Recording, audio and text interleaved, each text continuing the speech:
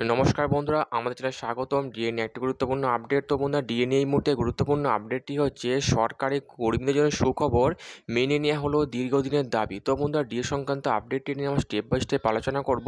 তো অবশ্যই আপনারা ভিডিওটি স্কিপ না করে অবশ্যই পুরোটা দেখবেন। তো তার আগে বলে রাখি, যে সকল বন্ধুরা আমাদের চ্যানেলে নতুন, আমাদের চ্যানেলটির পাশে সাবস্ক্রাইব বাটন, সাবস্ক্রাইব করার পর পাশে যে বেল আইকন সেটিও প্রেস করবেন, লেটেস্ট ফ্রি আপডেটগুলি সবার আগে পেয়ে যাবেন। দেখে নেব আজকে ডিএ সংক্রান্ত গুরুত্বপূর্ণ আপডেটটি। তো বন্ধুরা, আমরা বহুদিন ধরে দেখে আসছি পশ্চিমবঙ্গের সরকারি কর্মীরা কেন্দ্রীয় হারে ডিএর দাবিতে শহীদ মিনার চত্বরে আন্দোলন চালিয়ে যাচ্ছেন দিনের পর দিন, কিন্তু কোনো রকম সুরাহা মিলছে না। একদিকে মুখ্যমন্ত্রী, অর্থমন্ত্রী রাজ্যপালকে বারংবার ডিএ বৃদ্ধি নিয়ে চিঠি দেওয়া সত্ত্বেও কোনো রকম উত্তর আসেনি। এমনকি দিল্লির যন্তর মন্তর আন্দোলন চালিয়েও কোনো লাভ হয়নি।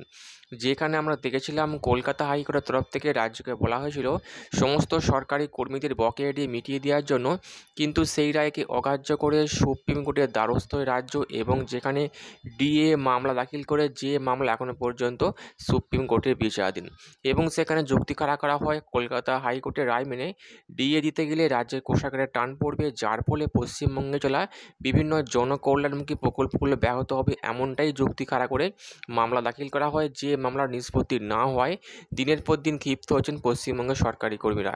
তারা যুক্তি দেখাচ্ছেন পশ্চিমবঙ্গ ছাড়া বাকি রাজ্যগুলো যেখানে কেন্দ্রীয় সরকারকে অনুসরণ করে ডিএ পাচ্ছে, সেখানে এই মুহূর্তে পশ্চিমবঙ্গে ষষ্ঠ বেতন কমিশনের আওতায় 14% পেতেন, এবং 4% যুক্ত হয়ে 18% হারে মহার্ঘ ভাতা পাচ্ছেন এই মাস থেকে।